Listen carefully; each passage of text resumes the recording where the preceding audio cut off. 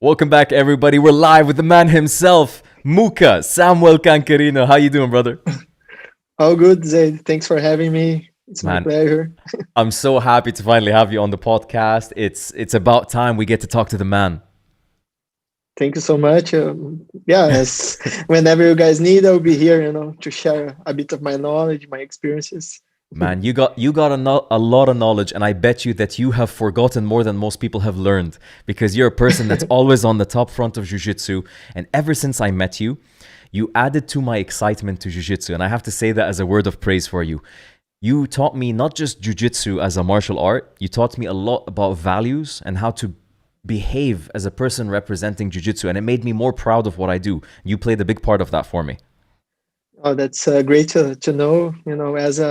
As I told you already, jujitsu in my life it wasn't only like a martial art or a sport. It was a life changing experience.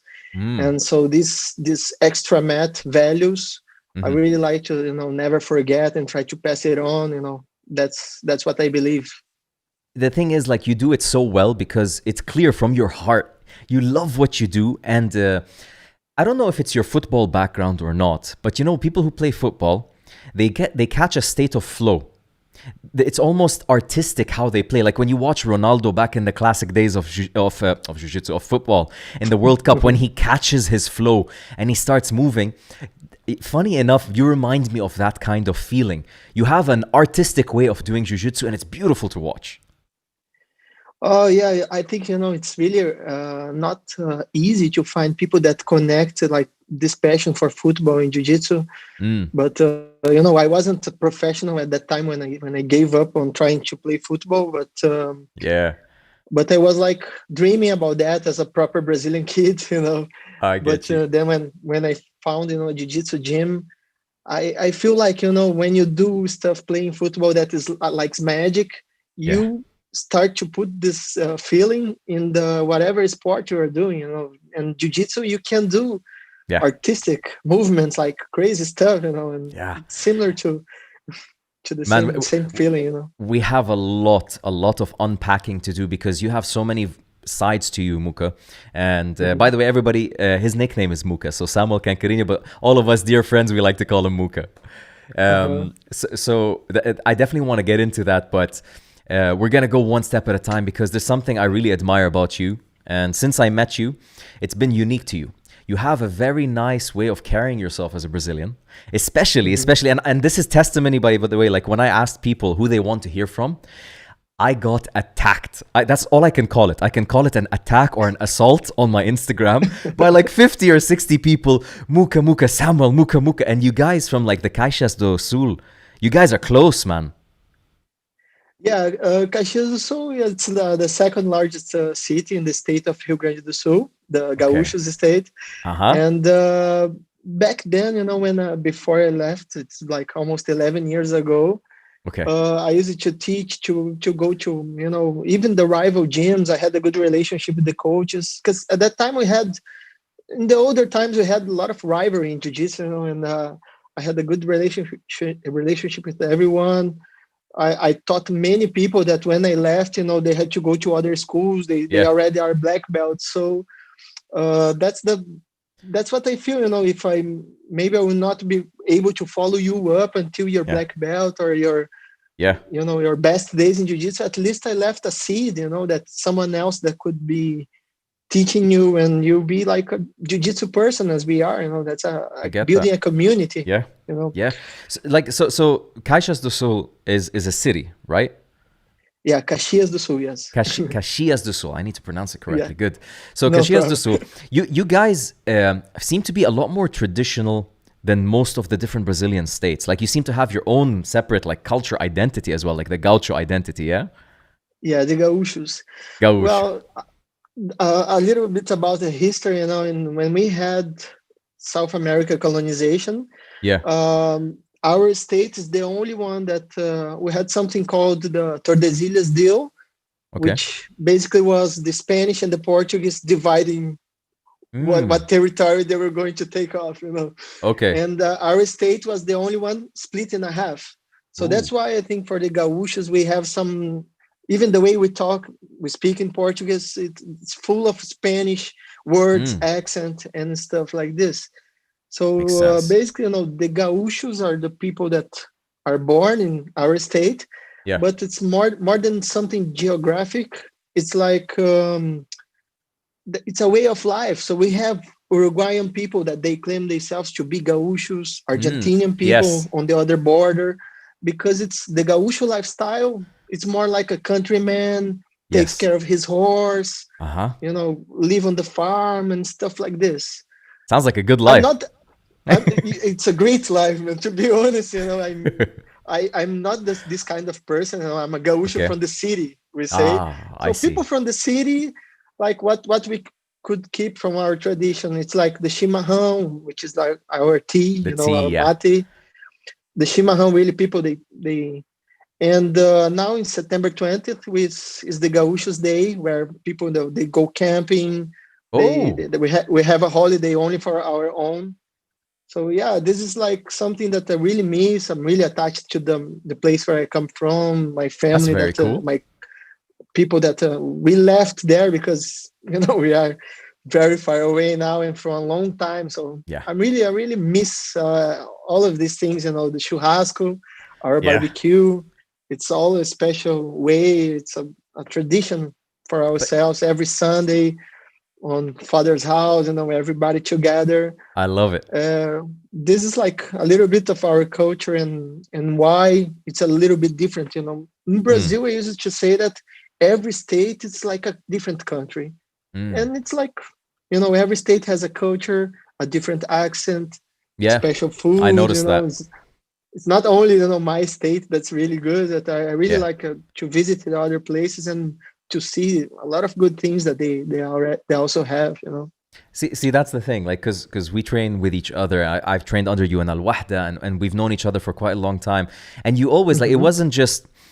it wasn't just jujitsu. It was a lot of I got to know a lot about Brazil through you, and Hmm. we train Brazilian jiu-jitsu, but we focus more on the jiu-jitsu and less on the Brazilian sometimes. So I want to focus a bit on the Brazilian with you before we get into the jiu-jitsu. No And problem. I want to kind of get an understanding because it is not coincidence that jiu-jitsu flourished in Brazil. Yes, you have the Gracies, yes, you have all of this history, but I think the Brazilians themselves have an artistic way with sports, with capoeira, with jiu-jitsu, with football. Like there's a reason you guys grab something and you turn it into an art. You know what I mean? Why? Why do you think that is in Brazil? Well, first of all, because I think Brazilian people they are very creative. You can see that through Okay. the internet. They make fun of Very true. everything, Mm. even stuff that they shouldn't making fun. But we say that they don't lose the joke. Yes. They never lose a joke, even though The Zuera never it could, ends. yeah, something like Yes. that. But this is it's a really sports people. When Mm. we have sports that are particular from each region. Like say we have volleyball everywhere, we have Mm. football everywhere. In Yeah. the south, as it's a little bit cold, we play football in the we say like in the closed gym. Okay. Not in. Indoors. It's like indoors, yeah, because it's Mm. cold outside.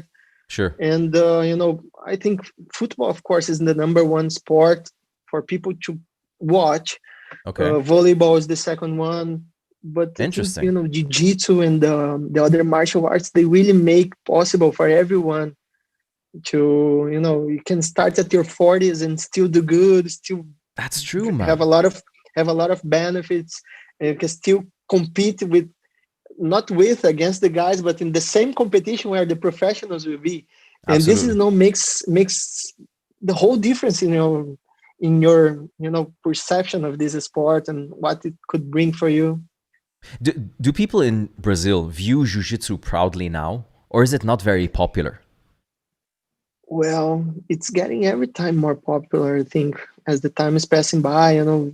We have people reaching the government that they are able to give a word that look, Mm. this thing here it's from us, and I all see. the worldwide it's being valued. People they want Yeah. our instructors, our people to go there and teach. This should be a little more valued here in Brazil. But the thing is that the country is so big. Yeah. It's like 200 something million people, right? 200 million people. 20 plus states where every Yeah, state could offer you some sponsorships. I mean, for example, I'll give you an example in Manaus, which was up north near to mm, the Amazon. hmm, There, there's history of a lot of athletes that got support from the state, which okay, is something that sometimes don't happen in the other states. I get you. Every state has their you Protocol. know their their protocol for you to apply, for you to get the benefit. Yep. And also I think the not being Olympic sport also, it makes things difficult, because Interesting. nowadays, the private companies, they want to invest and see return if they Sure. want to invest. So it's easier for them to go on a judo high level Mm, athlete, and that mm, will be in the Olympics, and they will see their yeah. brand in TV and stuff like this. But that's the thing. Like, I want to talk about it in the sense of cultural transfer. Okay, because Mhm. Brazil is very rich in culture, rich in food, rich in history. Music is probably one of the best music in the world from Brazil, hands down. Yeah, Jazz, bossa nova, jazz. You know how much I like that. So, like, yeah. hands down, there's culture in Brazil. When you see football and the World Cup, when Brazil had their glory days with their teams, right? Hmm. This is when you heard samba. This is when you heard Brazilian music all around the world, not in Brazil, because of football. It transfers culture. Other than Hmm. football, I can't think of anything better than jiu-jitsu to transfer the culture. Am I right? Um, you are right, but this is something that you guys that are interested in learning jiu-jitsu from us, and Yeah, it's like we create a relationship, we become friends, we yeah, become coach and student. yeah. This is the way that we could probably, by knowing a bit about our Of course. attitude, about what we do, what's our culture. This comes from person to person relationship. That's the Yes. difference, I think. In football, people, they don't get along with the professional football Yeah, players. yeah, They just see them in TV and playing samba and stuff like this, and then it's like very far from them. yeah, In jiu-jitsu, for example, you are able to choose, I want to be, and you can afford, of course, want to be student of Bochecha, go to mm, Bochecha gym. yeah, In football, let's say I want to play football with Ronaldinho Gaúcho. I can't. yeah, yeah, I yeah. can't reach him. So this is the difference. So that's Ah, why I think, that's a huge like, point. we have stories of, and we know people that they are learning Portuguese Mm, through the experience of jiu-jitsu in their gym 100%. with their coaches. And I mean, we are people that like to do some Yeah, some stuff together, barbecues. Everyone, we like to hug. We like to yeah, break the walls of yes, personal relationship. yeah. So this, I think, it's a unique identity of our country, our people. I totally agree in it. And this is one of the things that really captivated me with jiu-jitsu, right? Mhm. Again, I'm not trying to be a world champion. Not everybody's trying to do jiu-jitsu and be a competitor and dedicate their life. Some people, they get into jiu-jitsu and they fall in love with it for their own reasons. But what I feel plays a big role is this factor, like getting in touch with your professors, being closer to them, understanding this culture. And Brazilian culture to me is very close to Arabic culture. You guys are family Mhm. oriented. It reminds me of Lebanon a lot for some reason. And there's a big Lebanese population in Brazil, and it makes sense, right? Um, Even bigger than Lebanon, some people say. More than Lebanon, yeah. There's more Lebanese Yeah. people in Brazil probably than in Lebanon. That's true. But Mhm. I really see you guys as BJJ ambassadors of Brazil because in every country, their exports, right, are like natural resources in their country. But I think, and this is time's going to prove me right, Mhm. the greatest export of Brazil in terms of transference of culture and lovability towards Brazil will be jiu-jitsu. Yes, I agree. But as I said, somehow you have to be attracted to jiu-jitsu, and we have the MMA stuff, everything Mm, that is, on the yeah, internet booming, yeah, and getting closer to your possible coach, which will become. I mean, we are not, at least from my side, I'm not able only to teach jiu-jitsu as a business mm, and goodbye, see you tomorrow. exactly, At yeah, least, in the gyms where I come from, the place where I visit, we try to, what you gonna do tonight? Let's go out for a Japanese food. Let's do some yeah, barbecue in the weekend. yeah, It's natural that people try to bring you to their side and show a little bit of what what we Yeah. usually do in Brazil, which is like this breaking of the wall between people. Man, if there's a business that profited from jiu-jitsu, it's Asai. They made a killing because of you guys. Yeah, this is kind of funny because as I said, in Caxias do Sul, for example, which is mountains region in Ah. Rio Grande do Sul, it gets really cold in the winter, And back in the days, we didn't even have açaí in there. Ooh. And açaí is Brazilian, should be Yeah. everywhere. Then when we had the chance to compete in Rio or São Paulo, we were like, okay, guys. Then we fight. After we fight, we go to açaí. So it was like something also new for us back into Nice. the beginning of 2000s. When we Yeah. used to try to compete in Rio. Oh, let's go to that place in Rio, and then it was, you could be scared, like guys taking like 3 balls of açaí each. Like and then man. So you guys went through what we went through. Yeah, it's like being a foreigner. Exactly. For us, because south, and especially in the mountain region, it gets like I get it. minus the temperature sometimes. Man, that's strange because we're used to like south being hotter, but you guys south gets colder in Brazil. Colder, yeah. Interesting. Like, interesting. Yeah. So let's understand something. Now that we get a good idea where you're from, the Brazilian influence and everything, what made you start jiu-jitsu? Like, where does it start for you, and how does it turn into what it is today for you? Yeah. Well, this expression, I use the brain memory. We have the muscle memory and the brain memory. This story, I know, for sure to tell you without even thinking. So okay. I was, trying to be. I was dreaming about being a football player, trying to do some tests in clubs and training and going. But at the age of 16, I started not to feel that confident anymore. Mm-hmm. I was starting to, I'm too small, I'm not so fast. Stuff that you are a teenager and you feel you go through these insecurities. things sometimes. Yeah, insecurities. Yeah. Then I was like, I better start to study, and because otherwise I won't have a way of living. And then I started to see time passing, like 6 months and stuff. I started to get a little bit fat, a little bit, not so much. Okay. And I was always a sports person. If you give me basketball, I try to play basketball well. If you give me like tennis table tennis, I try to play table tennis well, and I could play, But then I remember about martial arts, and I had a lot of friends that they used to practice judo, in the same club where I used to go for swimming pool and other sports.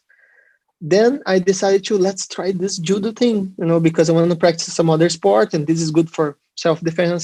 So that was my idea. Then I commented with my cousin who was already a jiu-jitsu practitioner, like from 3 or 4 years already. Okay. And but the thing that the judo gym was like, I should take like 2 buses in order to reach the judo gym. So not convenient. Not convenient at that time. And my cousin, he said, "What you do? What you do? No, you try jiu-jitsu and you have 2 weeks, 2 weeks for free." He said, as an introduction. I said, this 2 weeks for free made the difference for me. Absolutely. And it was 2 blocks from my house. I could go walking, And then I remember when he introduced me to Coach Rodrigo. Rodrigo Diaz, my first coach, together with Coach Alex Silva. And Rodrigo, he wasn't that guy that would like so much the football players, because it was 2 different tribes. 2 different tribes. The Playboy tribe and the Jiu-Jitsu tribe. No, I mean the football style, Neymar style, or the Jiu-Jitsu styles. Then when I got to the gym, he looked at me from the bottom to the top, said, "Football, huh?" Like it was really hostile environment at the beginning. And I saw like people doing crazy sit-ups, like everyone like dying. I said, "What am I doing here?" Anyways, then I tried this 2 weeks for free. They even had the gi, dirty, stinky gi. They gave me at the time for me to try the first classes. I was dying. I was dying. And Wow. it was way harder than playing football. Man. How old were Way you, by the harder. way? 16. At the 16 16. when I first had my class. Then I was dying, And I remember the first class, at the time Rodrigo's wife, she showed me, and she was pregnant when training. But I Oof. still remember this. She showed me the cross choke from the mount, Americana, and armbar. And While I was like, pregnant. pregnant. And that Impressive. was like, yeah, Impressive. really tough lady as well. And then that's the way when I met the academy. It was JiuJitsu Mhm. Caxias Mhm. Academy, and since then, Was it love here at I first am. sight with jiu-jitsu? Like, did you fall in love with jiu-jitsu just like football? Um, to be honest, Jiu-Jitsu started to mess up with my feelings because I was already 16, and at that time there was like yellow belt kids, 12 years old, 13 years old, 14, Hmm. and they were absolutely killing me with Mm. technique. And I Wow. said, "Oh no, man, I'm getting beaten by these kids." Man. Like, so it messed up with my proud. Yeah. So then I started. This is when jiu-jitsu started to work on you, like a medicine to clean up some bad stuff, because then you learn humbleness, you Yes. know and jiu-jitsu, that's some of the difference in jiu-jitsu and football. In football, either you come humble, or Hmm. or football itself as a sport will not teach you that. That's very true. There's no these core values associated with. Either you have a good mind for football and you know that you should be humble and you're gonna succeed, or if you don't have that, it's even better because you're less one. Mm. You know. Yeah. So then I started to feel this in jiu-jitsu. I started to, I competed for the first time locally, in Caxias against another rival gym. And there I won the first fight. I won the first medal. It was very Wow. small competition. Okay. But there wasn't so much Not in the, jiu-jitsu in the South, right? there was, it was stronger in Porto Alegre, which is the state Yes. capital. And at that time there was like Zé Mário Sperry Oh, yeah. and Walter Matos, and they had this main Sul Jiu-Jitsu Academy. Hmm. Their rivals was uh, Corleta and Verdun on the winner bearing side, Hmm. and Hmm. they had like, I was like witnessing crazy stuff in Like state what? level competition, people screaming, like supporting their fighters against another gym. Oh. Really hostile environment, Oh. but that Okay. was like so nice, so so much adrenaline. Nobody it stayed on the mat. They have their Yeah. problems and stuff, but it was a huge rivalry, Wow. and it impressed me so much. And then I said, oh, maybe in the future I want to take part on that and maybe beat some guys from the Ooh. other gym. Nice. That's where it starts. Makes Yeah, then sense. it started to fire up something from the inside. Man, Muka, that's interesting because in football, they have rivalries. Clubs and teams, they hate each other, but they don't release the tension by fighting. In jiu-jitsu, we release the tension by fighting. Yeah, we fight with rules. Exactly, at, the, exactly. at the end of the day, everyone goes home. If you had your loss, you better deal with that. If you Yep. won, there will be other opportunities. Everything is like learning, and changing your character for better. So you're 16. Were you a school kid? How were you At academically? 16, I almost finishing the High school? college, Oh, about to go to the no high school. Sorry, mm, about to go to college. yeah. So when and we had to do some tests in Brazil to get approved for college. At the first time, I tried to work on publicity and propaganda. So that's where What? some that's where some creative, stuff comes Propaganda from. for what? Well, man, Brazil is really well known for propaganda agencies. Where they You mean advertising? advertising. Yeah, You guys like call it propaganda. propaganda? Yeah, advertising we call propaganda. Okay, because propaganda is like what people do to fool people. No, so that's definitely not what I meant. It's like advertising and Okay. publicity. Okay, I'm glad So you I didn't was go for studying. propaganda. Yeah, that's Okay. like fake stuff, right? Oh man, Sorry. okay. English So, took me down, but no, no, 2 points. So, yeah.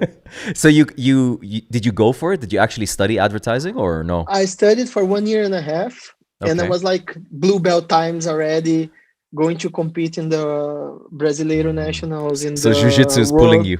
So jiu-jitsu was like, come on, man, get out of this. And then I went to the office of my the university where I was attending, and they said, and I asked, oh, just in case if I want to change to physical education, which is more where I want to work, how it would work. They said, oh, let me see your file. They said, no, almost everything you studied now, you can still Counts. use it for physical education. I said, can I start tomorrow? It was like end of term, and then I switched to physical education, like directing my Nice. life to Mm, work with sports, mm, study anatomy, physiology. As Poliana said the other day, physical education like 4 years. It's mm. like It's not easy. not an easy degree. Yeah. And why not? I was directing my life with sports. I always fell in love for that, and Mm. then I had the right choice in my How opinion. how did your family feel about this? Like your parents, were they supportive of this path in sports? Well, my at the time my parents they were divorced, Mm. so I was to live with my mother. Okay. Since the football dream, she used to give me a lot of support. Take me to the games. Amazing. When she had her first trip to Europe, she had a trip to Europe in order to learn English, improve her English. She Okay. brought me like Inter Milan shirt. She brought Ooh. me, and that in Brazil it was like nobody had one of those. Very cool. And but my father, on the other hand, my father he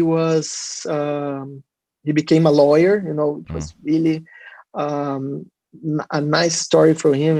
Working in the night, studying, working throughout the day, studying in the night. He Mm. became a really good lawyer, and he believed that that could be the same path for me, Mm. which is a successful story. But I chose to go for another direction.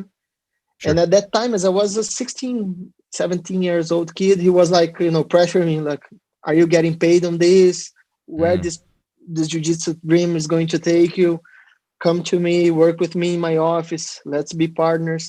I got you. And I don't judge him, because he just thought that his Of course. recipe for success could be the same for me, Yeah. and his intentions were very good.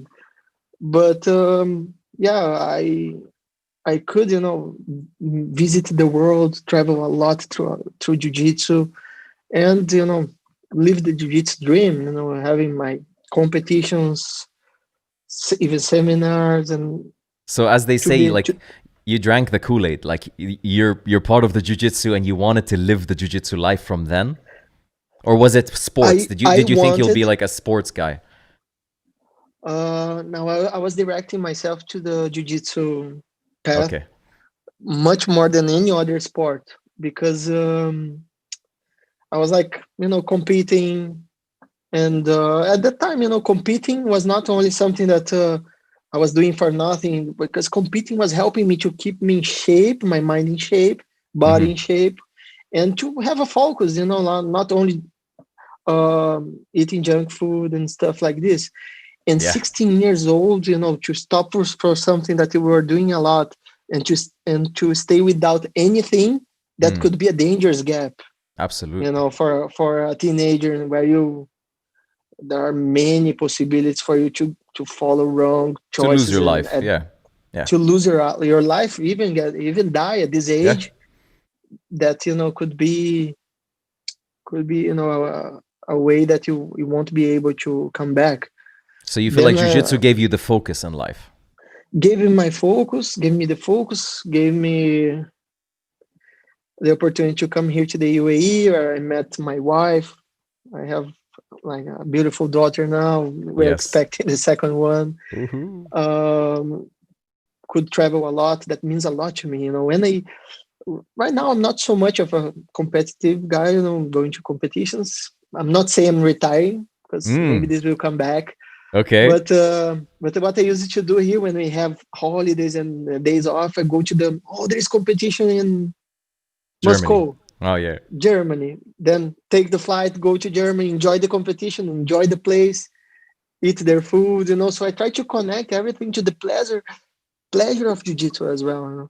See, this is something you've told me once before. Is in Brazil, like you would actually go on your own if nobody wanted to, and you'd go compete in Rio, right? Yes. Well, at that time we had state level championships in Porto Alegre, the main city, Yes. and sometimes in minor cities. But the Brasileiro nationals and the worlds, usually they were in Rio, you Yeah. know. And to be honest, the guys in our team that we used to train with, like sometimes they get together, oh, let's go to the worlds. Then we organize everyone together, take our tickets and stuff. Okay. But what I used to do is like, guys, there's the Brasileiros in May. Let's go there. I was like really, because taking a medal in the Brazilian nationals, for example, it's like 6 fights. 6 fights is a lot, man. You beat 4 guys and then you made it to the podium. And I was like, because my thought was, if I get the medals, I will be getting promoted faster. That's Okay. why because I wanted to reach the black belt level. Of course. At the first, I wanted to stop being white belt. Most importantly. Yeah, most important. Don't be the last one in the line. And then what I was saying, like if I go to the gym, say, guys, let's go. And there were times where I went to Rio, for example, by bus. It's like what I think 24 hours, if I'm not mistaken. Sitting in or a bus. 12 hours. Yeah, which is like a 2-hour flight, like 12 hours heading to Rio, and sometimes you compete alone. Well, I cannot say alone because I make friends everywhere. So I have some contacts in Rio. I call them, amazing, stay in your home, something to save money, Yeah. And that's the way I built.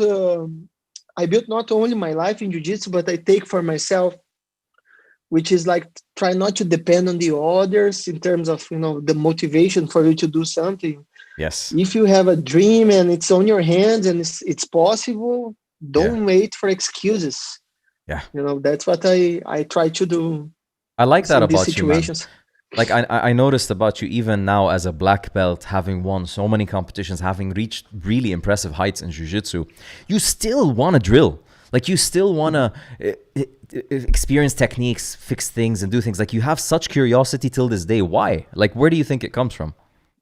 Well, I have a clear answer for that, because, for example, I consider myself, I started Jiu-Jitsu 2001. I consider myself in the bridge between the old school and the new school. Yes. So I saw the old school fights, in the pay-per-view in Brazil. It was like so basic, like pass guard, sweep, or take the back. But then it came up the crazy berimbolos stuff, 50-50 stuff, footlock. Man, the straight footlock in the old times was a technique known for not working. Wow. And nowadays people break foot. Yes. So then my mindset said, well, do you like, I start to ask myself, do you like berimbolo thing? I don't. Do you like the 50-50 thing? Yes, I like a little bit. But my idea was to learn everything, because nowadays we see the old school guys, they try to underestimate these techniques, and then a young age guy come and apply on them. Yes. So my mindset was, let me learn this, to know how to teach this, and to know better than all to defend this. Yeah. So then I have some credibility to say that I don't like it. Yes, that's very That's true. what I meant. So you cannot, in jiu-jitsu, man, people, as they get older, as they get as very old as black belt, they forgot the lessons in jiu-jitsu that make you humble.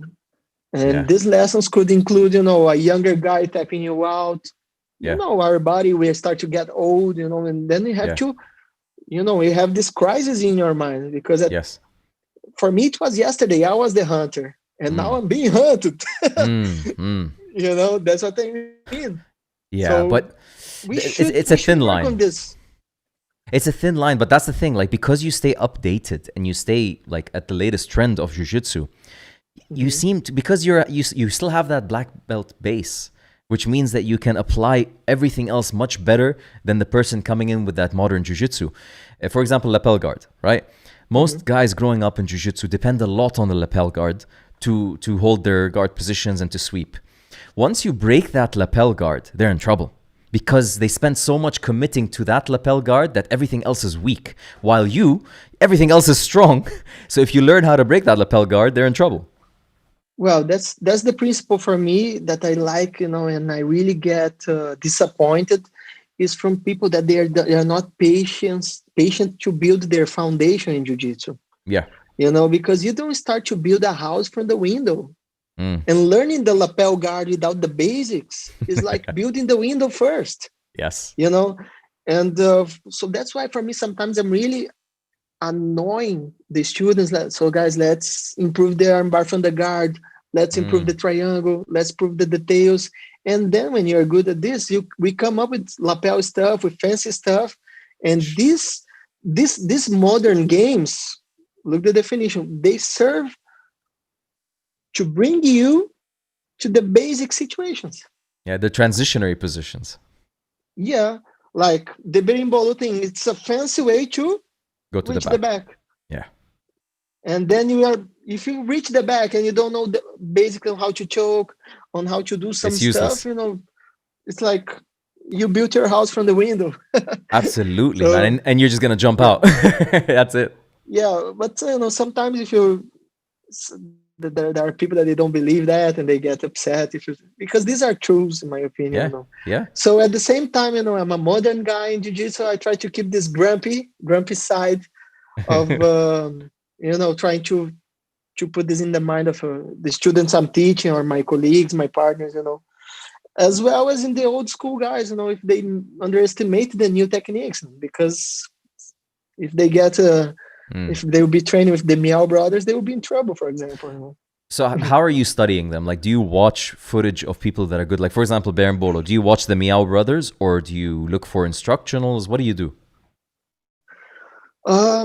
Well, to be honest, I had some times here in the UAE where I had the pleasure to be coached by another black belts, and I could learn from them, people that could, and there's no bad side on it. The best thing for you, I think, is to have someone, even though it's a black belt younger than you, that to teach, to adjust, to bring these updates on your game. Sure. And so you go out searching for them. I search for them. I try to connect with some groups that are in the same. What I used to do, like 5 years ago, not that much now, because I focused a little bit in the coaching side of my career. But yes, and about the videos, sometimes I go and I study online. I don't have much patience, to too long videos, but once I study, I try to study one variation at a time in the mats, itself, with the practice, not only with the videos. I know in these times it's a bit hard to try in the mats since people are not training and the videos is all they have, but I don't think nothing can replace the mat experience. 100%. Yeah, the mat doesn't lie. It doesn't. It doesn't, man. And that's the thing. Like, it's one thing to watch techniques and it's another thing to apply. Most of the time you get to the mat and you forget everything. You go straight to what you're used to. And this is something I find super interesting. If you see the title of this video, you guys are watching on YouTube, it's "A Fight is Won in Milliseconds." And this is something you've said before in Al Wahda when I was training in the club, and it stuck with me. And this is something I see in you.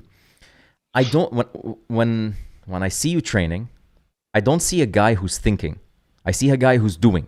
You're very quick. You're very immediate. And it doesn't feel like you're planning. In a way, I'm not calling your jiu-jitsu untechnical.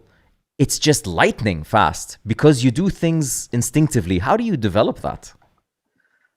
To be honest, I don't think I'm so talented, but the techniques I do, especially, the half guard games, they are since 18 years ago. So it's like automatic for me. It's like, and but at the same time, some other techniques, they are so new, and my mind just, you know Yeah. it triggers my brain, and the body responds. This is like, this could be um, associated with many things that depend on the success of the technique, which is physical condition. Sometimes you are tired and your brain says go, and your body got late. It's Yeah. done. You That's lost. You huge. lost the Yes. Millisecond, yeah. milliseconds of No, the, you yeah. know what? That's such an important point. Before we even talk about technique and drilling and muscle memory, it's sometimes the brain knows what it wants to do. It's just that connection with the body is not there. Either you get that through on the mats or in the gym. Like, how important is that for you? How to maintain it? That's like having a sport car with a good Hmm. engine, Hmm. but your tire is flat. Ooh, You know, ooh, that's when that you hurts. have that's when you have a great jiu-jitsu, great technique, great capability, but you don't care for your body. You don't care. I mean, Mm, you're not well prepared, no cardio and stuff yeah, like that. And I could face all of these. I'm preaching for myself. I yeah, could, there are many times that I joined competitions not being ready for that. So I had a good yeah, mind, good jiu-jitsu, good technique, and I yeah, was not so well prepared. So this yeah. is like lessons and lessons that this sport is teaching us. You know, on the other side of that coin, like I was on the other side. I wasn't even a sports car. Like when I was blue belt, I learned this the hard way. I don't in my mind. When by the way, when I was a white belt, I was very athletic when I started jiu-jitsu. I was bodybuilding everything, and I started training. And my coach, the first coach who ever taught me, he would get upset when I used strength. When I used my Mhm. athleticism, he would get upset, and he'd tell me, "Do the technique, focus on the technique." And it kind of made me switch off my strength, switch off my athleticism. And I got to a point in my jiu-jitsu where I was trying to just use my technical side to achieve the position, and it killed my game. I realized that I need to also maintain athleticism, because once I get the technique, the technicality, and I meet somebody who's technically equal to me, I need to be able to last the whole fight, right? Mhm. And if I Yeah. just focus on technical, I'm not evolving my physical side. Yeah, I think this, especially in training, I get really upset if I spend too much power. Mm, Because as you said before, if the brain is like sharp with the body, stuff okay. are going to happen, like the flow of the football you said at the beginning of the Yes. podcast is Ah. you bring it to the jiu-jitsu situation, which is like Ooh. you have 1 second to jump in the arm, you go and you Ooh. succeed. But Ooh. at the same time, you go, you take the arm, and but you don't want to get hurt, hurt your partner or pull Sure, too sure. strong. But you get happy on yourself and your performance because you are moving a lot. That's what I Yeah. feel. I like to move a lot, to sweat a lot, but do things precisely with the less amount of strength. That Interesting. could sound a bit lazy. Of Yeah. course, sometimes when we are desperate, Yeah. and usually not in training, I don't like to use, but when we are desperate, we use a lot of power, and this is like, Explosivity. well, explosivity is like Yeah. moving a lot, a little more, trying to be faster than the guy, but like that, and hugging and hurting. Yeah. Yeah. This I don't get too happy with that, because Mm. I like to do the smooth thing, as you said, trying to checkmate the guy with That no makes pain. sense. That makes sense. And I know exactly what you're talking about. Like when you start getting when you catch, how can I say, when you catch wind and you start like moving and flowing and sliding the leg to the side and grab the kimura. Like I know what you're talking about. I've seen your game very well. Mhm. Um, do you do physical condition? Did you used to do when you were competing physical conditioning to complement your jiu-jitsu or no? Well, I tried not to, but now after the 30s, and I'm 35 now, Interesting. Okay. I'm feeling the benefits of strength, lifting weights and stuff like this, especially because, the body starts to feel some pain, like neck pain, low Yeah. back, Yeah. even, the core and stuff. So I like to do some exercises for this kind of, to prevent, injuries. That's more Yeah. my focus, because I'm really short and I'm heavy guy for my height. That's something I really struggled with during my Mm, whole career, mm, which is to make weight, because I have strong legs, and Mm. so if I do like the workout or the physical preparation, like lifting too much weights, I would bulky. I would Yeah. get bulk, Yeah. you know. And I always wanted to fight in the lower divisions, something that really bothers me. But Mm. I think it's really important. I'm realizing now after my body's not the same as the 20s, and I want to avoid as much as I can to get injured. Yeah. So that's, Yeah, I I know think, what you mean. for now, is the Yeah. benefit I see. I see on the chat on YouTube, we have Alexandre asking, he's waiting for the pre-workout secret. Because here's the thing, guys, and this is an inside joke. We know this with Muka comes to the mats almost dancing. It's almost too much. It's almost like he is on his toes, ready to snap an arm bar, jump on a Kimura. Like he's way too happy. We need to know, what's the secret sauce, man? What do you sprinkle on your acai? That's the Shimahao, the Gaúcho Oh, trick. It's yeah, like, yeah. Yeah, yeah. that's Through the nose, not through the. That's not Shimahao, bro. Everybody drinks Shimahao. Alexandre drinks Shimahao, but nobody starts doing these rolls and backflips and shit like you. He's drinking wrong. He's drinking wrong. That's what his reply is, man. Well, I believe, something that I really also think, it's not the secret, but everything that is before the training, that could influence on your performance, what you eat, Yeah, and also what you listen to. Some good music could, wake you up. yeah, We drive long distances to go and train, for example. Put yeah. some music that is going to, bring the Rocky Balboa on you. I see the hip hop. The hip hop. It seems to be hip hop with you, man. I get that. Yeah, when you put the song, that kind of songs, I was like, oh man, this playlist is like Tupac, Biggie, all the man. You have like a gangster somewhere inside of your Caixas do Sul body, because like when you listen to like Tupac and Biggie, I don't know what happens to you. Oh man, so that's like the whole drama behind them.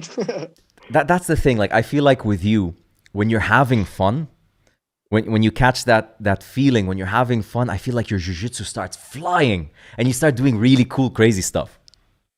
Well, that's when you are enjoying the training. I mean, if you started to get bored during the training, means you're not enjoying. And not enjoying jiu-jitsu, there's something really wrong with that. I mean, of course, if you put some target, really high target, you have to do stuff that you don't enjoy sometimes. Yeah. For that main goal. Yeah. But on daily basis, man, you are going to train and you are bored. Jiu-jitsu is supposed to be our medicine, and that makes your day, that makes your day having a fight. If you train at the end of the day, you look forward for that time of the day that will be on the mats. I want to, have fun. I want to get happy. Don't want to get hurt anybody. I want to, and this is like more than winning competitions. The daily benefits of the. Yeah. And that's something. That's my pre-workout, the mindset. Yeah, no, I get you. Because we're seeing like on chat, people are saying Shimahao isn't a miracle. And I agree, Shimahao is not a miracle. I know this man. I know him. It's not just the Shimahao. He must be, like he said, drinking it differently, but it's not just the Shimahao. I have a question from chat that's very relevant to what we're talking about. Dave Anderson's asking, how do you turn a new move into something that will work in competition? Is it reps? Is it like, for example, you just learned a new lapel technique, a new sweep. How do you turn it into something that'll actually work in the competition? By the confidence of the daily practice, like that's why you come up. I mean, I remember this about Coach Rodrigo, my first coach. He said, oh, you have a new technique. Okay, something you want to put on your game. Yeah. Don't start to apply on the black belts. Don't start to apply on the brown belts. Ooh. These guys are going to kill your dreams. Ooh. Because that's what we do, especially if you are white or blue belt. Dream killers. Yes, you are. Yes. Then, okay, but you have some new stuff. You repeat a little bit to make sure your brain's trained. Yeah. Associated with your body muscles, your movements. Yeah. Then you had success against same level belt, change for the blue belt now. Okay, it's working now. And then you get the confidence that it takes to, bring this to the competition. I think this is one of the biggest secrets, Yeah. I never tried, new stuff with the hardest guy in the gym. Yeah. No, and in the competition, much less, don't do in the competition whatever you already trained. If you come up with something new in the competition, the chance of success will be very little. Yeah, yeah. No, I agree with you, and I'm a person that makes that mistake as well. Like you know me, I try to come and show up in front of black belts with some technique, and I go back home in the car. I'm gonna like cry. It's like I got completely shut down. Not one guy let me accomplish the technique. That's the good a good reason to have, always people on the same belt and the same Yes, level in your yeah, gym, if that's you're able essential. to. Because people think, oh, we train with black belts only, you'll be the best guy. But black belts, they also like to win, especially Ah, against lower belts. yeah, and that's the thing. Like I noticed something with you guys, like especially when I used to train in the school with a lot of the black belts. They take it almost like an insult when you bring something sneaky, right? They take it like, I see what you're trying to do. And then they murder you just because you tried. Like for me, always, I wait till it's the third or fourth round when they're a bit tired. So they're not super fresh and alert to pull my crazy shit on them. And then when I do it, you see their eyes. It's like, I'll show you. And they just Yeah. smash me. Yeah, and black belts, when they get old, they become dangerous. And I'm proud old Mm. man. Yes, that's the truth. But that's why it's good advice what you're saying to Dave is like to take that technique, apply it on lower belts or same belts, and get it to stick many times in the gym, and then you can guarantee it'll work in the competition. Yeah, because what you face in the competition, you apply. I remember this in the first success I have in a blue belt in the Mm. Worlds, where I got a bronze medal. I remember that I was so confident, but I needed to be a little more confident on my game. Mm. Then I went to another gym where there was like a top level black belt, top level black belt. Okay. The guy like tapped me out 10 times, but that one sweep that I gave him Ooh. made me sweep everyone in the competition, because Mm. even though he tapped me out so many times, I was in my mind, no, but that sweep works. And if it Oh, works against the black belt high level, it will work against all the blue belts in the competition. nice. So this is like when you manage your mindset, this becomes your Yeah. real pre-workout, man. Yeah, absolutely, absolutely. No, because it's true. Like there's certain things that I fall to because I have confidence in them. I know that there's something reliable because in roles I've gotten into them. And I think what really helped me, especially against the black belts, right? Because sometimes Mhm. it's funny. We live in a country where you're more likely to train with a black belt than a color belt, which is crazy. Yeah. But what I try to do, and with a lot of these black belts are super, like, how can I say, encouraging of my game. I would start in the position that I know I'm good at, because to do a Mhm. 5-minute roll and achieve that position, maybe I'll get it once or twice maximum, right? So the Uh-huh. specific training has really made the difference for me to start close to where you want the technique and then making it stick. Yeah, and also it's challenging for the black belt, because you are in a bad situation now. Yeah. I have to also do my best to escape. Yes. That's positive for all of them. Specifics Exactly. are the simulation of the fight. When Yeah. Yeah. and I love to do the specifics of the back. The back Mm. is the there is a jiu-jitsu inside the back, a different Yeah. jiu-jitsu. A lot of variations, Mm. controls, and for me it amazes me. And Mm. I've learned the back with another black belt after I got my black belt. Yeah. So that's the feeling of learning from someone, being coached by someone. It's Yeah. amazing. I think it's right. Again, like the back position is a game of inches, right? Hmm. Every little micro movement can work in your direction or against. Like in open guard, you can get away with some mistakes and some distances and stuff. But in the back, the smallest mistakes you make will make you get tapped or Yeah, nowadays if you turn that back in the black belt, probably you're gonna tap or you're gonna lose yeah, the fight. yeah. That's something that happened to me already during the fights, and I have something in my mindset when I'm losing a fight, especially in the black belt high level. There Mm, were many fights I knew I wasn't going to win. I was just fighting to not tap. you know mm, yeah, Still, even if the guy took my back, some people, they just go, okay, take my back, take my arm, and give up. For me, it's still part of the honor. Try to do your best for not getting tapped. Try to escape. Try to still fight. yeah. This is something I also have in my mind, T- t- especially t- when it's about taking the back and getting the back taken. No, I get that about you, man, and I like your values that you bring to the mats as well. Like you're a very honorable Mhm. guy, you're a very respectful, humble guy, but like I feel like you've got a little bit of Bushido inside of you. Like when you train, you go all the way to the end, and you're very humble in what you do. I wanted to ask you about going from Brazil, and I know you had a stop in the States for a while, right? In the US. Yes. So Well, you this went, is a part you of my left Brazil. history. To be honest, was for like 6 months. Okay. I didn't move to the US actually at that time. IBJJF they changed the Mm. roads from Rio to the US, and I was like brown belt. I was like, living every time more living the dream and trying to just to aim for my targets, my goals. Okay. And then I as I did like when I was going to Rio alone, I did everything I could to get the money to in order to travel to the US. And at Yes. that time was so complicated to get the visa for us because we are in extreme south, so we had to travel to São Paulo for a visa interview. And Mm. then in São Paulo they interview you, they get your passport, and then they send your passport to the courier. It was a lot of expenses on this, and to be honest, I couldn't afford at You that were time. working, you said? I was working at that time. I was working in a shopping mall, like selling Okay. running tennis shoes and stuff like Okay. this, sports clothes. Still Okay. studying, So still around training sports. around sports. Yes. Okay.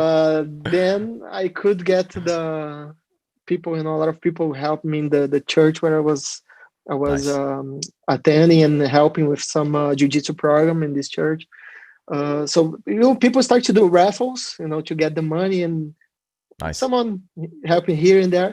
So Amazing. then I made it to the US. Unfortunately, I didn't succeed at the first competition, Mm. but then I won in there the American national. So I got like American champion in the brown Wow. belt, and I decided to stay. I had like 6 months visa. Mm-hmm. I decided to stay. My main goal was to improve my English, Mm. because I wanted to maybe live in the US or in Europe, or I ended up in here, later on. Yeah. But so as I was in California, I was in San Diego, which is a very nice city, and I was working now and there, with I was working Non-jiu-jitsu. sandwiches, non-jiu-jitsu, yeah, just Okay. to keep maintaining myself, Yeah. because everything was so expensive for my mother, my father, for example, to help Of me. course. So then earning money in there, spend money in Perfect. there. And then there was a friend of mine, a coach that used to live in our state, Coach Sergio Marra, and he Mm. was living in Texas. And then I asked his phone, and then I called him, and he's like we have nicknames in Brazil. I said, "Hey, Marrinha, como vai? Tudo bem por aí?" I said, "How are you doing?" And then he asked me, Samuca. He called me Samuca. Uh-huh. Samuca, what you doing? Yeah, then he said, I'm here. I'm working with this and that. He said, don't you want to come here to Texas and teach jiu-jitsu in my gym, be my instructor for some time? You could stay in my home, and then do you have some money that you could pay for your air ticket and stuff like that? And I had the money and I was saved. They said, okay, California dream is about to finish now. Mm-hmm. But then I went to Texas, and I had a great time in his gym. I met great people also in the church in there, that they they didn't let me feel lonely in that place, always taking me to dinners, to events, where I Nice. could feel inside the family, so Yes. then after this time in Texas with Maria, my visa was about to finish, about to expire. Then I got back to Brazil, and my Yeah. idea was to finish university, the physical education university, and maybe get back in there and keep the work with Sergio Marra. You were a black belt by then or still a brown belt? I was still a brown belt, but then when I Okay. got back to Brazil, I got promoted to the black. Ooh, wow. Okay, and that And was then that you, that was 2008. 2008. Was that your first teaching experience in Texas? I was an instructor back in Brazil, even in the purple belt, but Okay.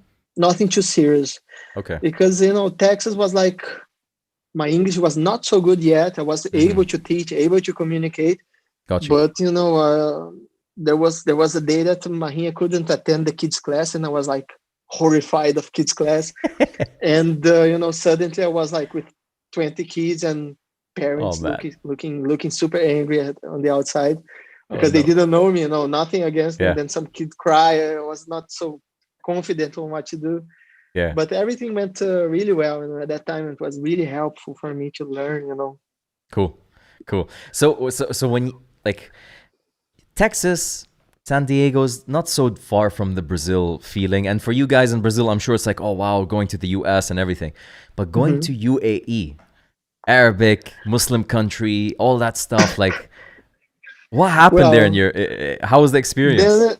Then in 2008, and after I got my black belt, I won a major competition in Brazil, the South American Championship, which was already a good welcome at black belt. Welcoming at black belt already. Whoa. So then I saw. So I got promoted to black belt. I won this championship.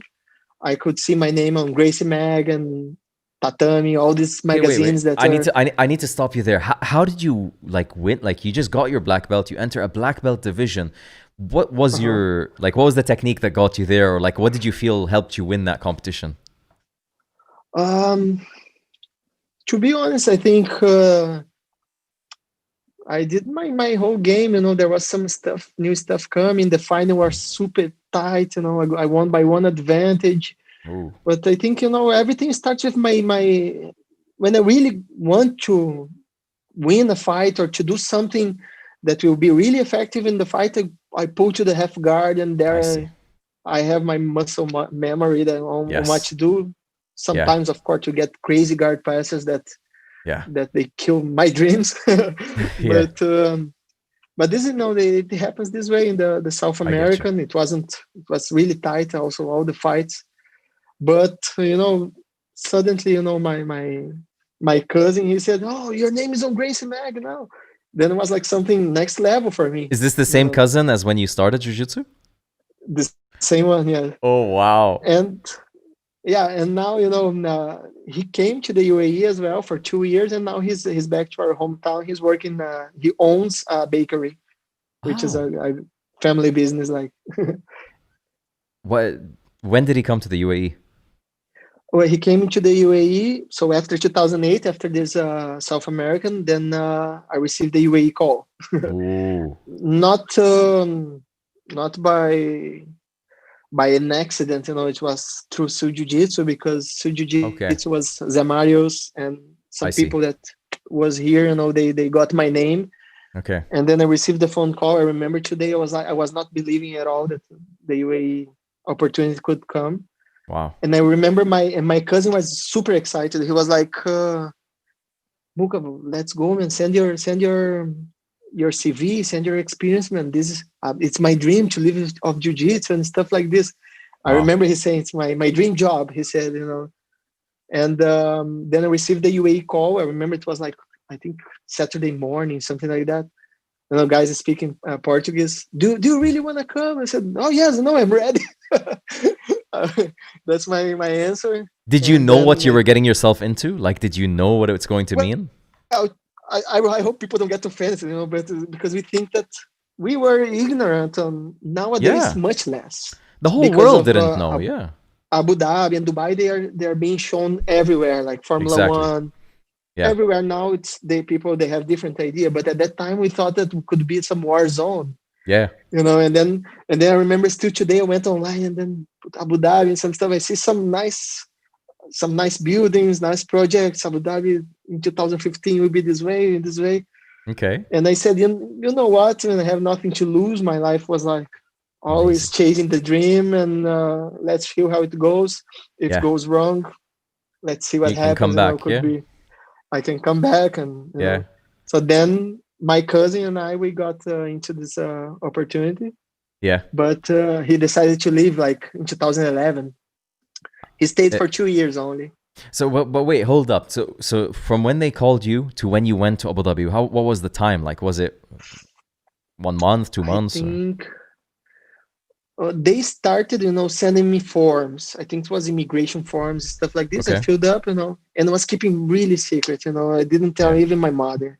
Oh no. And I think from the call, I received the ticket 1 week later. And then Wow. when I received the ticket, then I spoke to my mother, and she was like desperate. Oh She was no. like, I still remember the day when I left was like a super rainy day. My father came to Mm. pick me up and in order to drop me off in Porto Alegre, where Mm. it's the main airport. And I remember my mother in the door, like crying, crying, crying for her life Of course, man. because she knows it was like uh, I would, Very far I would away never, also. very far away, and would never come back to be that little kid, that she Yeah. was. And her dream, my mother always motivated me to learn English, to visit the world. Yeah. And I think somehow, even though she was crying, that she was happy on the inside. Of course she was, man. Because like, look how, honestly, it's incredible. It's not just jujitsu. It's initiative. It's your dedication, your passion. There's so many things involved. Your mother's tireless effort on you, right? What she did to Mhm. learn English and come back must have impacted you. She's your mother. You know what I mean? Like Yeah. it influences you as a kid. So I'm sure now, looking at where you are, it must be amazing. Like your English is fluent. You've become so like successful in what you've done with jiu-jitsu. You've made so many champions. Like I'm looking at chat, by the way. Hamad al-Balushi and Yusuf al-Hosani. Many guys are messaging that they miss you in al-Wahda. They really remember, enjoy your days. Like you've had such a huge impact on people. Me, man. Me, like I'm telling Hmm. you, you opened a huge door for me in jiu-jitsu, and this is all because of these sacrifices and changes you've done in life.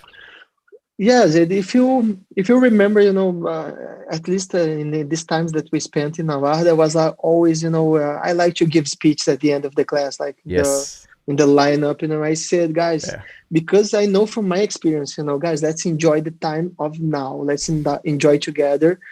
Mm. It's really great time, great training, great vibe on the mat.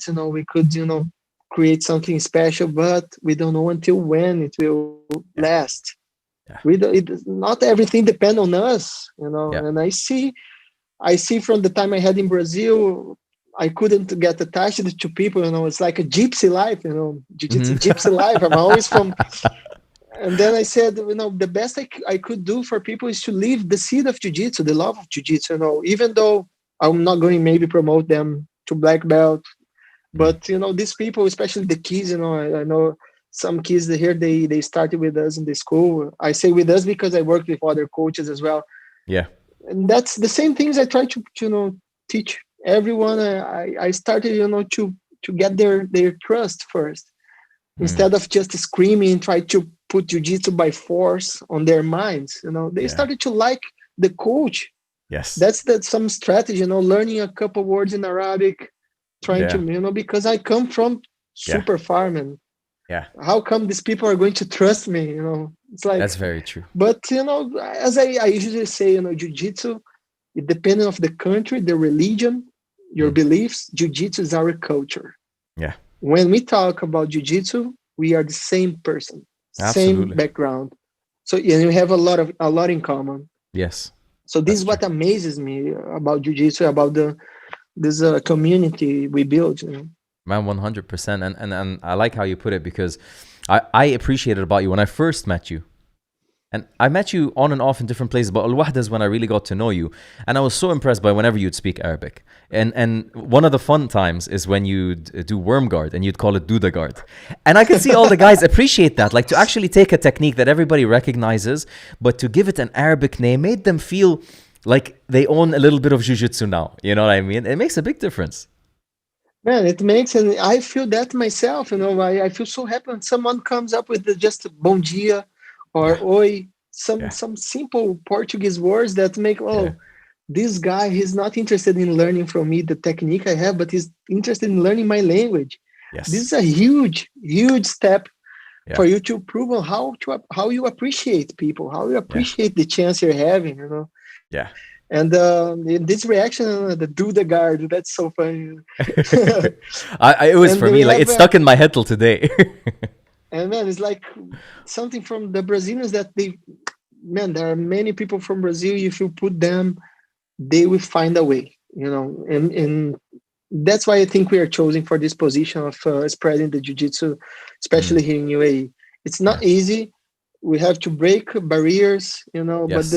if I could say the secret, show who you are, get the trust of the kids, show Yeah. that your sport, it's nice, learn some of their The language, prove culture. that you Yeah. appreciate what they Yes. have, where they're from, what their country is doing for me as well. Yeah. So it's not like, because people, they analyze. So I like to observe and analyze. They know that we foreigners are here because of what they think, because of money only. Mm. This is a consequence. I never had in jiu-jitsu, I never had money as my number one goal, I get that. but it came naturally as a fruit of my effort, Yeah, as a consequence of your efforts. I as a understand that totally. consequence. Man, just to let you know, I'm happy because there's so many people like from Al Wahda on chat showing you love, Uh-huh. like Saeed Al Khabaisi, Hamad Al Balushi, Yusuf, and all the guys. Like even Nader Baker from Primal Gym is showing love to you. Uh-huh. Many guys here, man. It just shows you like it's been 2 years or a year since Al Wahda for you. 2 years. I think almost 2 years. Yeah, 2 years, it and was. they Yeah. and they still feel attached to you for what you've done. I even see Dave Anderson says, I'm still doing jiu-jitsu today because of Muka. So I don't know Dave personally, maybe. Dave was a good friend of mine from the US, I and see. he had some classes with me here in the. And I would tell the funny story about Dave. He's gonna laugh for sure, Okay. because the day we met, it was in the old ADCC club, and he was like coming from Dubai, brown belt, and at that time I was training with some other guys on the mats, and I tried to welcome him. Said, "Oh, guy, come on, man, train with us. Where are you from?" He said, "I'm from the US and stuff." We became great friends. And then he trained with me, and I was like, in his words, I was like smashing him with jiu-jitsu the way I like to do, technically. Yeah. But and he was like thinking of his mind, because he couldn't see my belt. He couldn't see Ah, my belt. He didn't know what what rank you jiu-jitsu were. level I was. Yeah. And then he was like, "Oh my God, this guy is killing me." And then he said, like, once he saw me, tying up my black belt, he said, "Oh, thanks God, man." He thought I was like, A because blue at that belt. time I had no beard, I had nothing, and I looked super Oh, young, no beard. yes. And Yes. then when Dave counts, he tells this story. It's like 10 times better, but I love he it. I he love always it. says that. Man, that, Yeah. that is that is a terrifying feeling. Like to be a brown belt and then not know and see a guy. He looks like, because you have a baby face, dude. And by the way, like I have to tell you, between me, you, and Alexandre, I don't think we should Uh-huh. ever shave our beards because I get ID'd. I get ID'd at places when I shave my beard. I'm 34 years Respect, old. respect is gone, man. It's Respect is gone. gone. Well, to be honest, my wife, she insists me to keep the beard, because she said I still maintain my baby face, juvenile style. Oh man. Yeah, it's for better. That's it, man. That's the love for it. Listen, there's something you told me that stuck with me till now, and I wanted to ask you again. You said Jiu-Jitsu has evolved for you. Yeah, what Jiu-Jitsu means to you has evolved, and now you're finding this new chapter in Jiu-Jitsu for you. So I wanted to understand, like, Jiu-Jitsu for you was like a passion, a focus in life, competition, winning medals, proving that you can be a successful sportsman, everything. Like, I feel like that was your first purpose of Jiu-Jitsu, right? Well, to be honest, when I got promoted to the blue belt, I was like having a lot of fun on the mats. When then once my coach, he told me, "Look, if you keep training like that, you're not gonna succeed." He said like Okay. this way, and then it gave me a boom, because I was like full of new confidence, just promoted to blue belt. Then I started to work harder, and like once you see the benefits and the results of jiu-jitsu in your life, like you become more tolerant. You're learning something that is very dangerous, could be Mm, used against anyone in case you need to defend yourself. okay. You see your body improving. I was like, oh man, if I started in this, I was a bit fat, I'm not anymore. I was like Nice. in a nice shape. Mm, Then, man, going to competitions, and then I said, oh, let's see until when I'm able to do this competition thing. So I started in the blue belt, mm, success, state level, blue belt, success. and sometimes the open division against the very big guys, Ooh, second place, third place. I was like, nice. this thing that maybe it's for me. I started to think that it was the same on the purple, same on the brown, Yeah. and then when I reached the black belt, my thought, it's like, yeah, I think everything I did until now should be erased. Mm. That was my thought. I left all In my what my sense? medals in sense of winning, losing, Okay. whatever I have built. Now it Okay. was in the my purpose of becoming a professional, competitor as well. I should forget every success and every loss, Mm-hmm. let's say, I had during my pathway. I was now deleting everything and starting from zero. Okay. And then that's somehow when I turned the chapter, because all my black belt career, except this competition I won in Brazil, the South American, was here in the UAE. Mm. I had the dream of winning the IBJJF Worlds. It's for me, the highest level you could achieve. It's very hard, and but living here in the UAE and going there, it's so much of a Yeah. hardship, Yeah. because you have jet lag. Yeah. The best for you is to arrive there at least 1 week before the competition, and you know how Yeah. things work. We work for a Yeah. company. Yeah. You have a Sometimes the job. guys, they give Yeah. you an answer like 2 days before the competition. You have to cross the ocean Yeah. and get their own jet lag and stuff. So I was able to make to the quarterfinals, my best result in the worlds. But I can't complain. I think everything I built in my career and the results I had, it was what's supposed to be mine, and Yeah. exactly what I paid for in terms of Yeah. dedication. So Okay. I I don't like look to that. other guys, and I don't look to other guys like, of course I admire Cobinha, Rafael Mendes. These guys, they have 5 6 titles, Yeah. but I'm pretty happy, and I know that many people, they would be happy to have achieved what I achieved. Yeah. So I think I don't like to complain, Yeah. and that's my history. That's what Samuel made in terms of building my my own path in jiu-jitsu, and Yeah. that's it.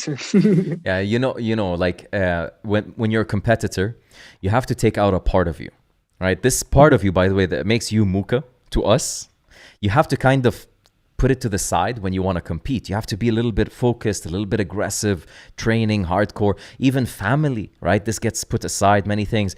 But I think all of these, if you were to do that, that doesn't make you Muka, because your personality and who you are to a lot of us, the people that admire you, the people that are close to you, is this. Because, man, I'm seeing chat, by the way. Like, while we're talking, I'm seeing on YouTube chat nonstop people from all over the world that have been impacted by you. Like, now I see a message from Paul Haben. He says, "Hey, Samuel, sending love from San Antonio family. Thanks for helping me think outside the box in BJJ and for being a part of our family, Paul Haben and your Maha Senki peeps." So you have homies everywhere, man. That's the greatest gift it can be.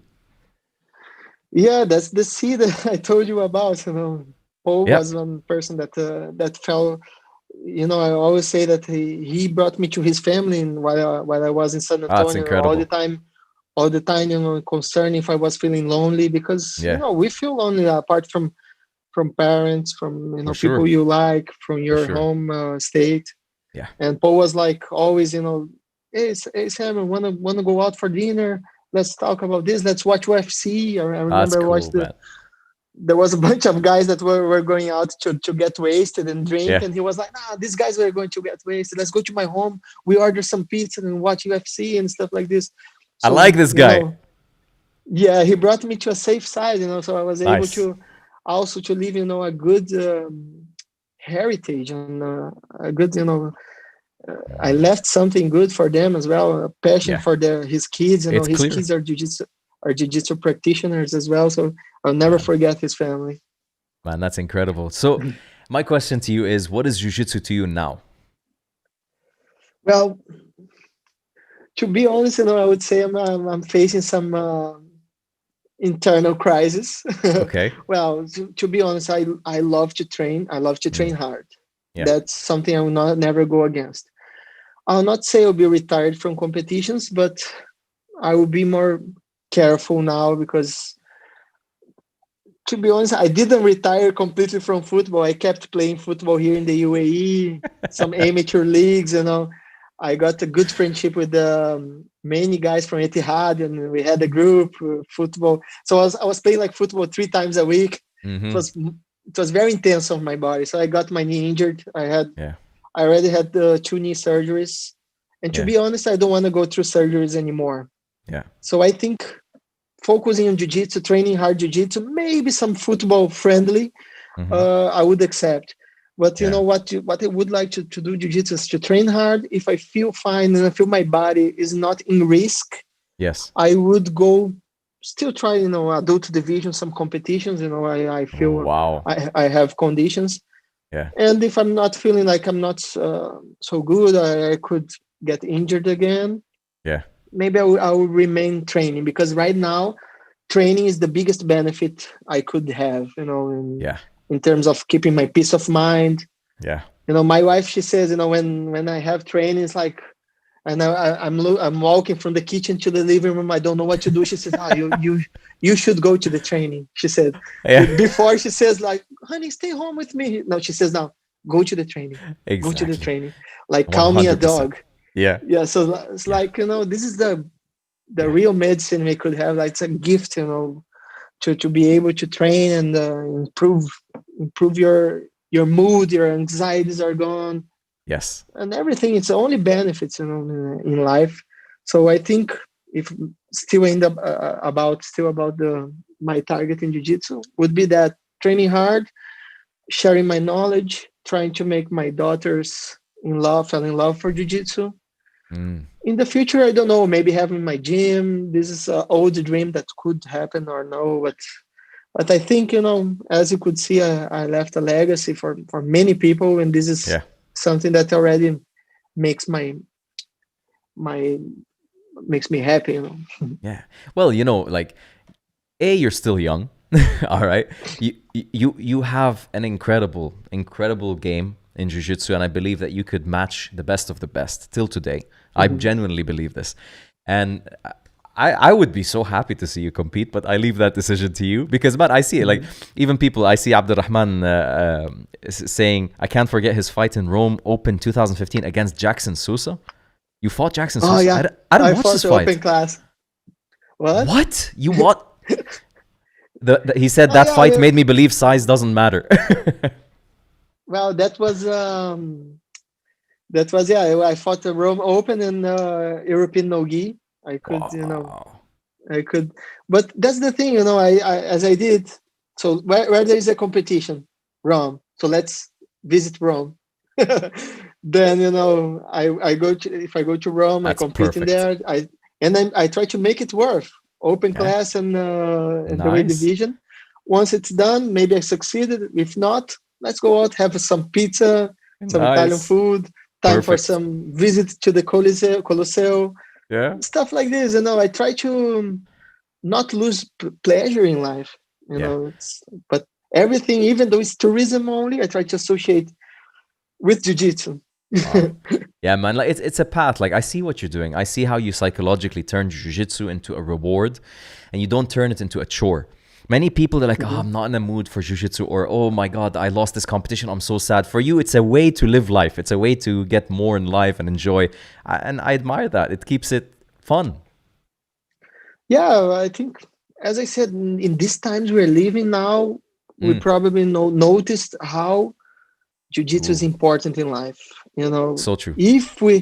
If everyone could have, you know, safe conditions apart from the pandemic, to get back to jiu-jitsu, they should do it as soon as possible, you know, because we, apart from the physical exercise, we are made to interact with other humans, and you know, that's something that I think people will, these times we're living in makes us, you know, choose the right priorities, and jiu-jitsu for sure is one of them.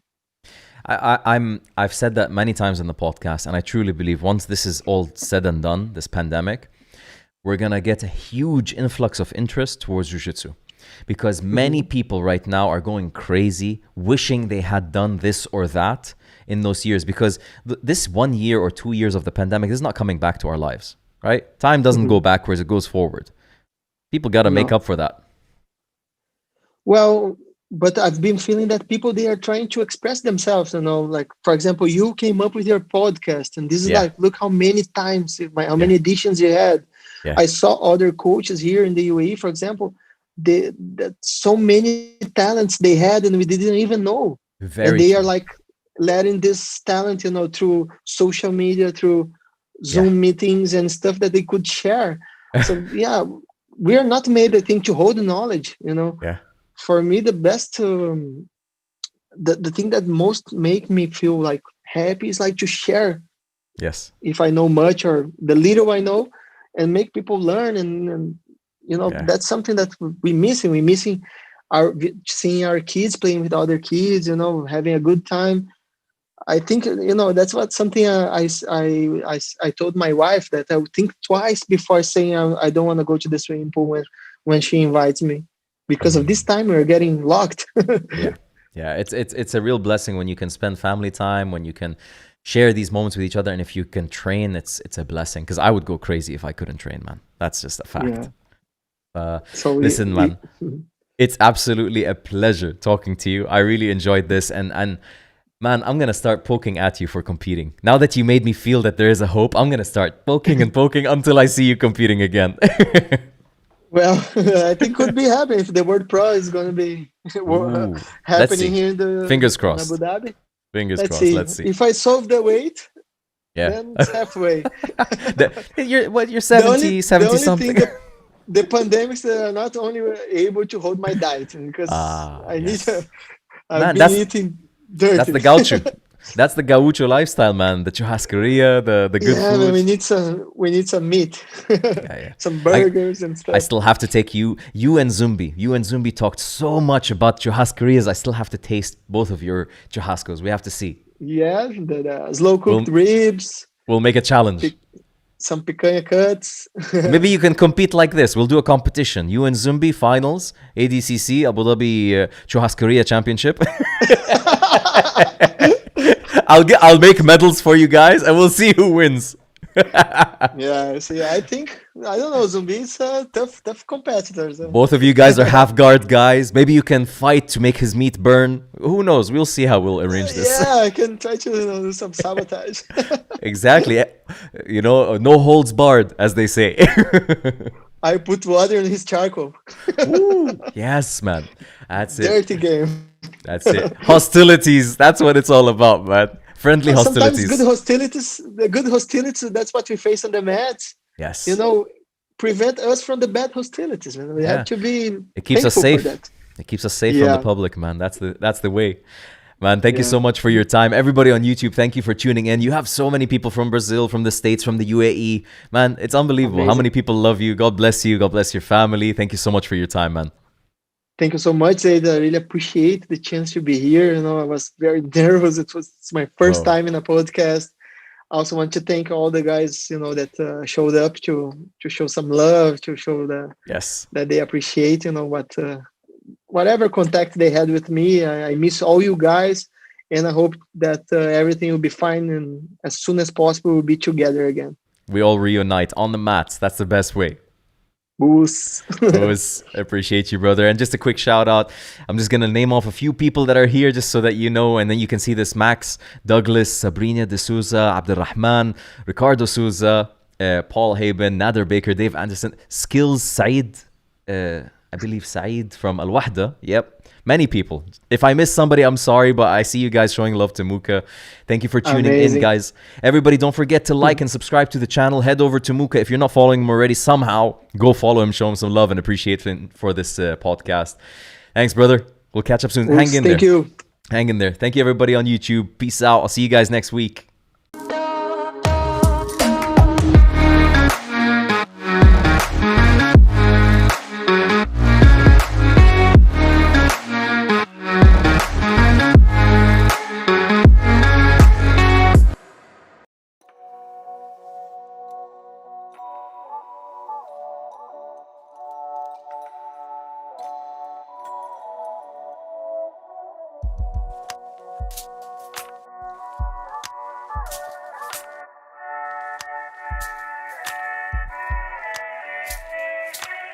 Bye.